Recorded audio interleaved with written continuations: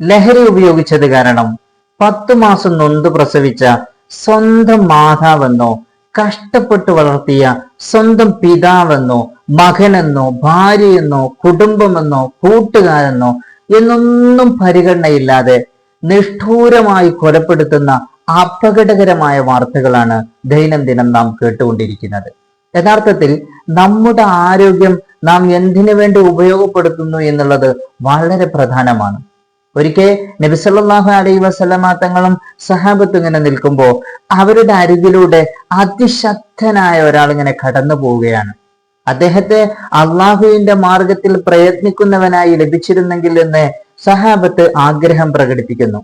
നബി സല്ലല്ലാഹു അലൈഹി വസല്ലമ തങ്ങൾ പറയുകയാണ്, ഓ സഹാബ, ഒരാൾ തന്റെ വീട്ടിലെ മക്കൾക്ക് വേണ്ടി അധ്വാനിക്കുന്നു, മറ്റൊരാൾ തന്റെ വീട്ടിലെ വൃദ്ധരായ മാതാപിതാക്കൾക്ക് വേണ്ടി അധ്വാനിക്കുന്നു, മൂന്നാമതൊരാൾ അവന്റെ സ്വന്തം ശരീരത്തിന് വേണ്ടി അധ്വാനിക്കുന്നു.